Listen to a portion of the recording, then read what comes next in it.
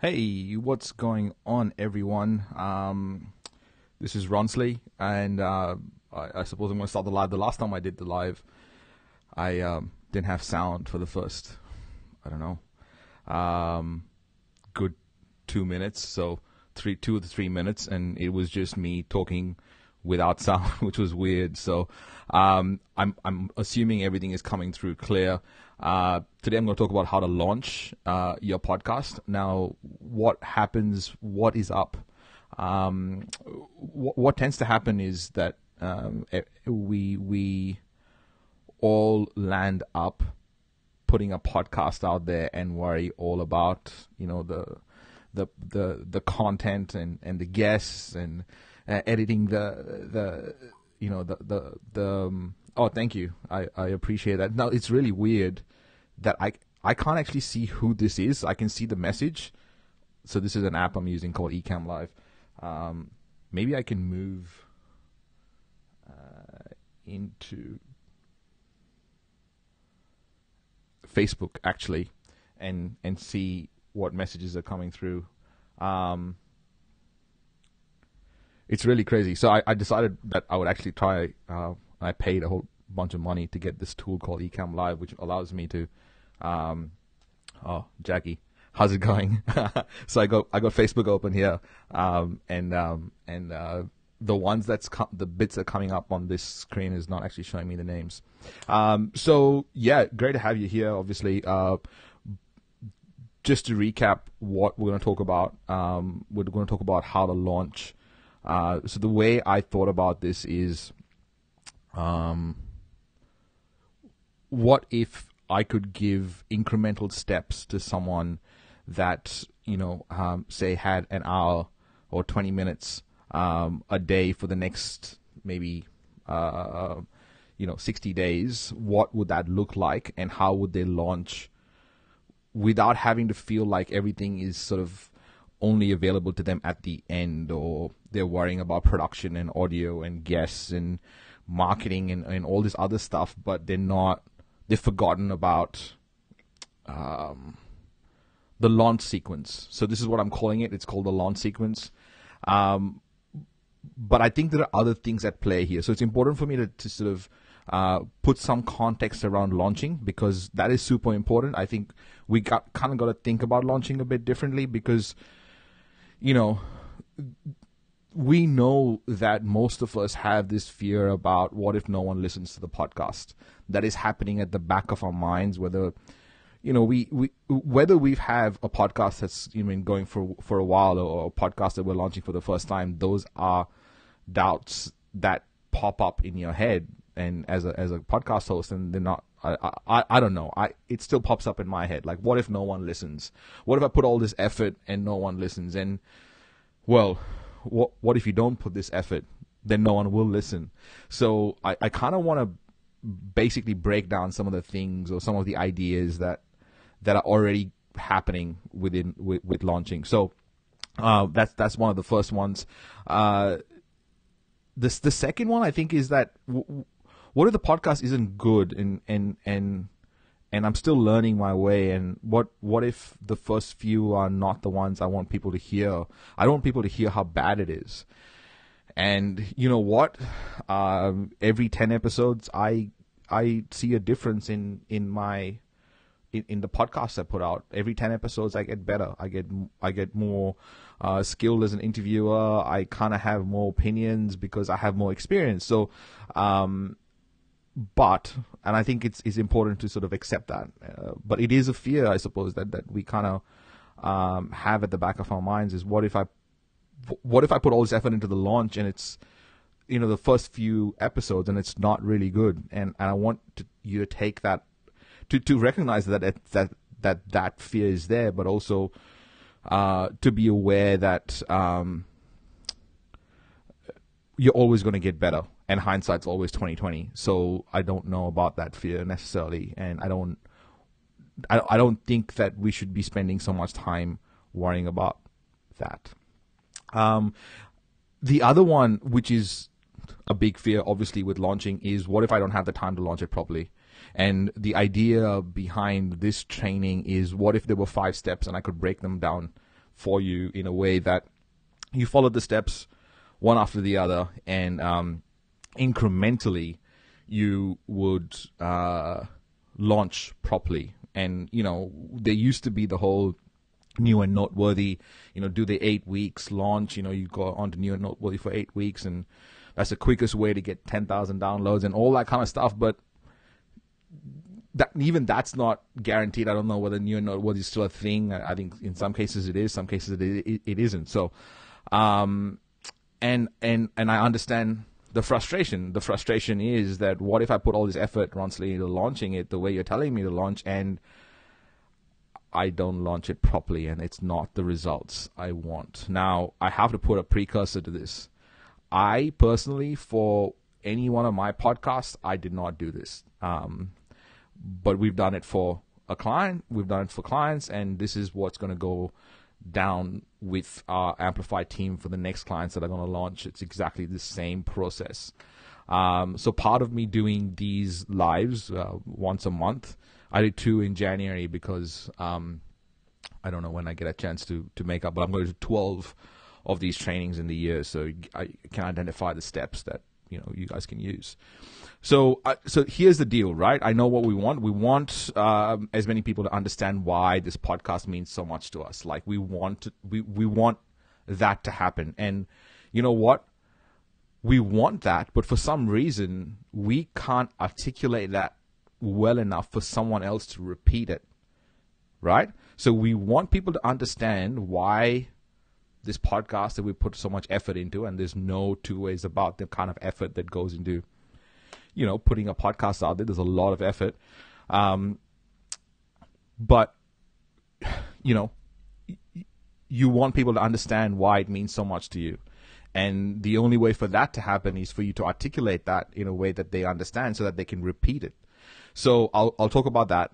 But we also want to get as many reviews and pieces of feedback that allow us to improve, right? So we want to make sure that we're getting feedback, positive, negative, either way, in a way that allows us to kind of take that and run with it. For example, sometimes you launch a show and you don't know what your real traits are, but when you're 10 episodes in and you look at your reviews and they talk about maybe 10 of your reviews, out of them 7 of them talk about how much calm the listeners get as a result of listening to the show, then you suddenly realize that as a host, what you're actually giving your listeners is 30 minutes of calm or 45 minutes of calm or whatever that might land up becoming. So the content is not as important as how you're making them feel as a result of consuming this content that they're putting out there.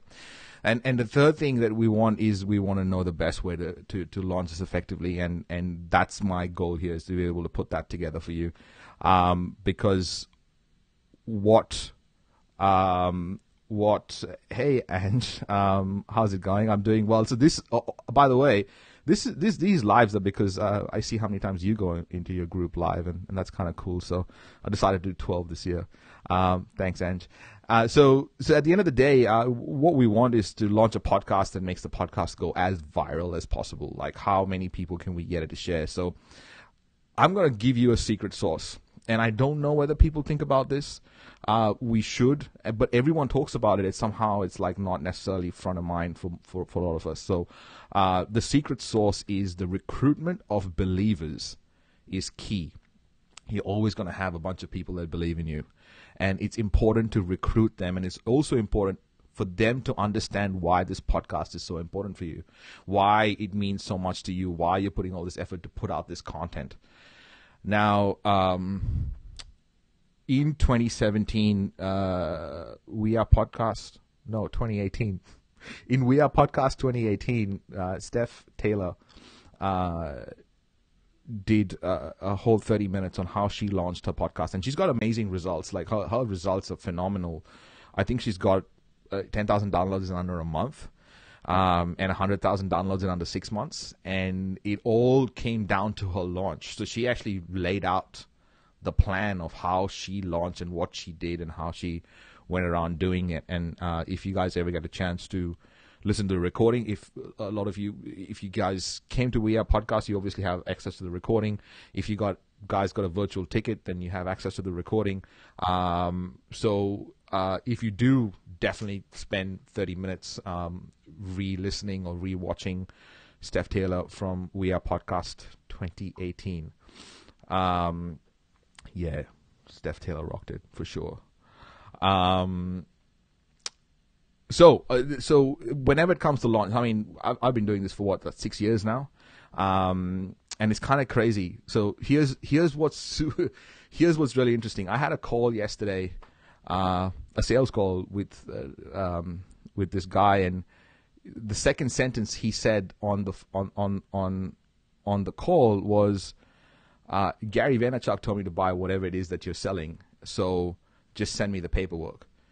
And I was like, wait, what? And that was the first time we've been referred to people have referred, Amplify before, but I don't know. I can't remember anyone with that kind of social and, personal brand stature to refer straight and tell this guy to, use Amplify to have their podcast going. So I get 3 questions when it comes to launching. One, is launching correctly imperative? Right? Is launching correctly imperative? 2, what are the good numbers for week 1? I get asked this question a lot, like what are the good numbers? And 3, can I launch correctly after my podcast goes live? So I'm going to answer these really quickly, but I'm going to go into detail into answer 1, which is launching right imperative? I think it is. But I also do think that if you already have a podcast and you did not launch it, you can launch later, if that makes sense. So I had a book out. I have a book out for the last 2 years, and we haven't got a book launch. But I do intend to do a book launch, even though it's been 2 years since the book has been out. I've not done a book launch. I should. It's just, I don't know, it doesn't become a priority. And we've tried 3 times and failed at it 3 times in different ways. So, but that's a book launch. So I do think that if you have a podcast and you haven't launched it correctly, then launching it now and going through the next 60 days using this method would allow you to launch better. And I do think it's valuable. And that second question about good numbers for week 1, it's not important. I promise you, it's not important. Like, what you should look at is trends. So, how much does it increase over time? And that is important. And it is important to gain momentum. That's the most important thing for you as a podcaster. For me as a podcaster, is how do we gain momentum and keep going. So I'm going to break these steps down. So how to launch, 5 steps. Step number 1 is values alignment. So how do you get your values in alignment with what you're trying to achieve? Because if you don't know that becomes a problem. It becomes uphill. Everything from that point becomes uphill if you don't know what you stand for, why you're creating the podcast, what values you're not gonna, what values you're not gonna compromise on. And those are super important to figure out. And I'll break that down in a second. The second step is to create assets. Assets are always important, and I'll talk about the 3 types of assets you should create. Third is the recruitment phase. Now, recruiting believers, like I mentioned, secret sauce, it's the most important step. But it's important to know what your values are, followed by having the assets to allow you to recruit people properly, and recruit your believers properly.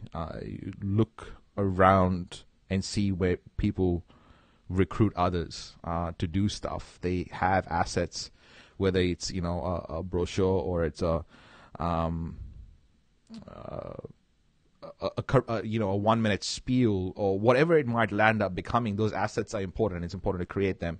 Then you go recruiting them. The 4th step is, once you've recruited these believers, how do you get your calls to action to go through them? Step 4. So calls to action is step 4. And 5 is something that I'm very bad at, and luckily I have a team that tells me the way things are and doesn't take my nonsense. But step 5 is celebration. It's important to celebrate because that celebration allows feel-good factors to accelerate whatever you have created, and it allows you to amplify the previous 4 steps, if that makes sense. So let's break those 5 steps down. I kind of want to put some prerequisites here. Now, we've got an Audience Builder 2.0. If you don't know what that is, type Audience Builder 2.0 in the comments, and we'll get the team to send you like the worksheet. It's basically a circular builder. It would be really awesome for you to do the Audience Builder 2.0 as a prerequisite before you kind of do this launch sequence if you've never worked with us before and never done any of the stuff. Definitely prerequisite is to have your podcast title confirmed and your concept confirmed before you launch it. So don't actually go down the path of wasting money and without having these prerequisites in place. So podcast title confirmed and concept. It would be really good for you to do the Audience Builder 2.0, I think. And at least 5 interviews done, because what happens with the 5 interviews is that you understand what you're getting back from your guests, and that bit of experience really helps with values alignment and all the steps that we're going to go through. And then finally, this is a nice to have. If you ever want to spend money on Facebook ads, I think it's a good time to spend money on Facebook ads to get people to recruit people to becoming believers because of the assets you created. And if you put like $1,000 over 60 days towards a Facebook ad spend, I promise you it'll be worth it with the results you'll end up getting. So prerequisites. I'm going to break those steps down. I have something I prepared earlier, I think. So I'm actually trying to find ways to connect my iPad to the screen here, but it doesn't like me a lot. So I'm going to try something else.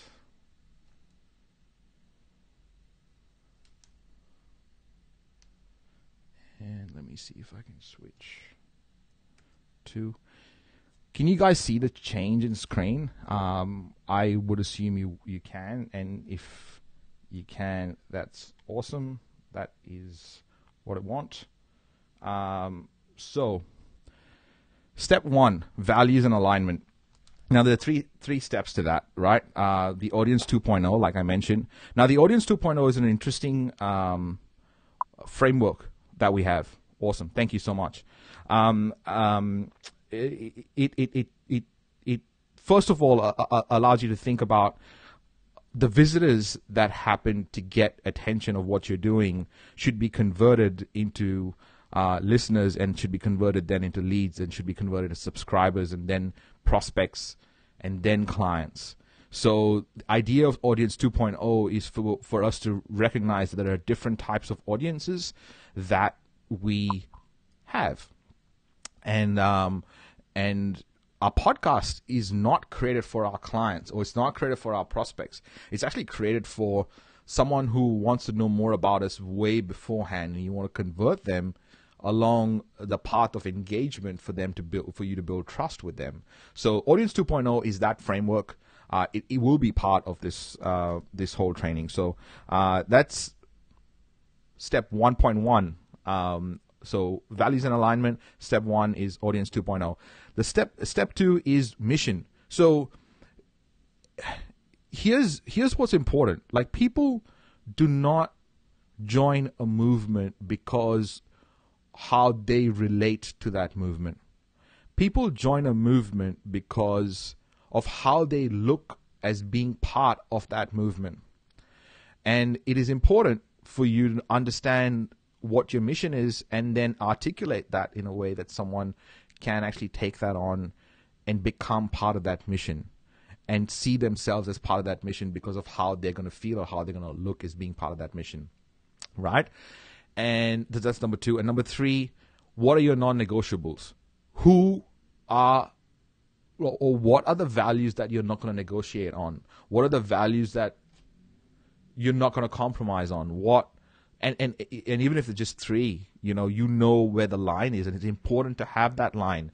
It's really, really important to be able to walk into an aeroplane and say, I am looking for this. And then it's so clear that everyone everyone there understands what you're talking about, because you have non-negotiables. You're not going to take anyone and everyone. So who are your believers, and who is your audience, and what is the mission you're trying to achieve? So that's step one. Step two, asset creation. And the three types of assets. There's copy, which obviously is super important.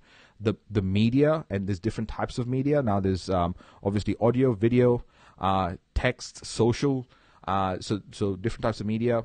And three is physical assets. Like I can't tell you the difference of a sales brochure makes in a sales conversation versus no sales brochure. Or I can't tell you how important a physical book is in those situations versus an ebook. So physical assets are as important as media and copy assets.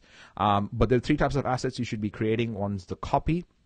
And I want to say that I've broken this down somewhere. I have. So to give you an idea of what that looks like, you've got to have copy to recruit, and you've got to have copy to recruit influencers. You've got to have copy to recruit partners, and you've got to have copy to recruit fans. Now those are your believers, and you got to recruit as many of them as possibly can. You got to have social sharing copy, landing page copy, email nurture sequence, and that nurture and that copy, and the sequence of emails that go out. So those are all the different types of copy that you got to have. Then in the media section, you got to have images that can be shared. You got to have video that can be shared or understood, and you have got to have audio promos, because you're releasing a podcast. It'd be really good to have audio promos. And then finally, for physical assets, wearable merch is really interesting. I've seen people use it really well. Usable merch, like what can you use that people kind of go, coffee mug, like with your podcast tile on it. And then, stuff in a group, Facebook, LinkedIn, email. So that is the asset creation part. 3, you're looking to recruit, and you're looking to recruit obviously 3 types of people. You're looking to recruit influencers, you're looking to recruit partners, and you're looking to recruit fans.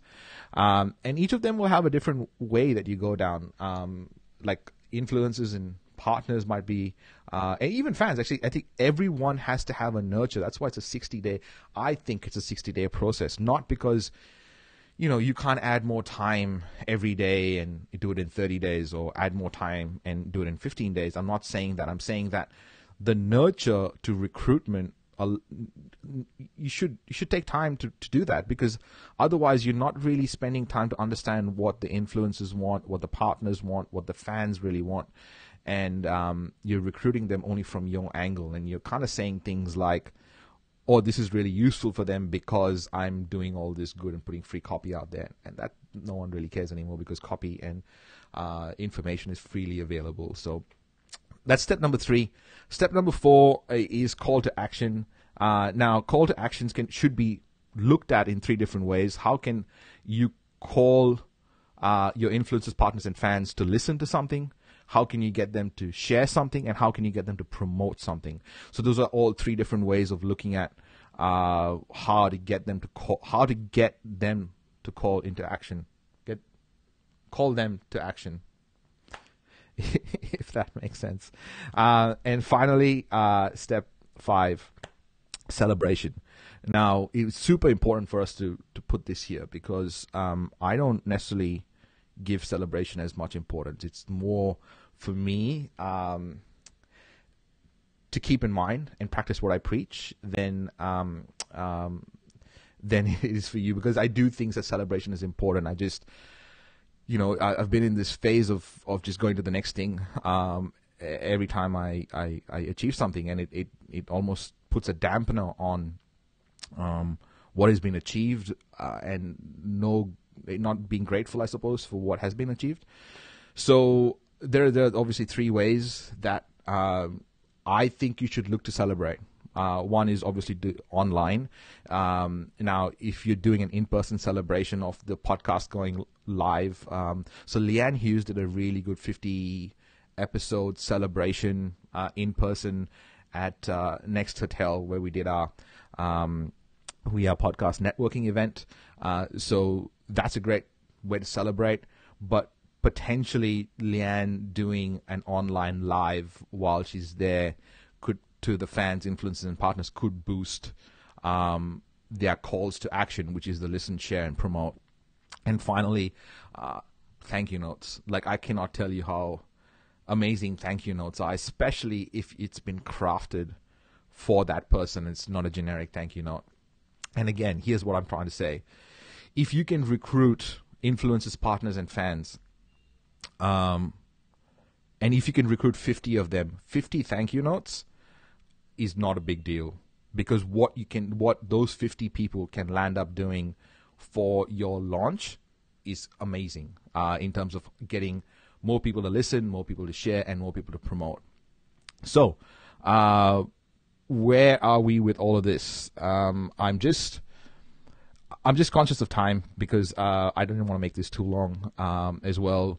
But we are in the process of creating. So the last live I did was how to get a sponsor on your podcast in 30 days. Now we've broken it down, and we've got 20 steps that can be done in 30 minute intervals, which allows you for 30 days. And we've got the workbook ready, and we've got all the templates and all that kind of stuff, but it's not really good to go. I'm looking to fix that and give that to our team so that they can get sponsors for our clients. But also, we're going to create all the assets, I suppose, for this particular training. And that is like, how to go through each of the 5 steps, how to recruit, what copy is required, how to perform the Audience 2.0, like how to figure out your mission, give you examples of some of the copy that we've used, give examples of some of the media, some of the physical assets that we've created in PDF form, and how you can take that and create your own. What kind of copy we've used to how we've recruited influencers and partners and fans. Actually, one of our really cool success stories is Catherine Maslin going around and doing a world tour for her season 1 of The Shift. And that is quite insane, because without season 1 going out, which is actually all around gut health, she's gotten the key people around that are influencers in gut health to be guests on the show, and she's traveled all over North America and London and the UK to get these interviews, and coming back to Australia to do a few more. So recruitment of the influencers is your next step, and you want to do that correctly, and you want to do that right, and then get them to listen, share, and promote, and finally celebrate. Again, I would love any questions that you guys might have by watching this whole thing, but I'm not going to go more longer than this, because I'm just aware of everyone's time. So this is a 60-day training. It follows a process. The primary reason for it being 60 days for you to implement the launch sequence is because it does take time to recruit and nurture the influencers, partners, and fans. So this is the launch sequence. It's for you to get 1,000 listeners on your podcast in a month, or as quickly as possible. I can't remember what the next training is, but it's going to be in a month. And in the meantime, we're going to create all the assets for this. So I hope this was useful for everyone listening or watching, whether you're watching now live or later on. That's me signing off. Thank you, everyone that joined me live. It's a lot easier to talk to someone that's on than not. So all right, that's me. Wait, I can actually change the view. That's me signing off. Thank you for joining me. Chat later.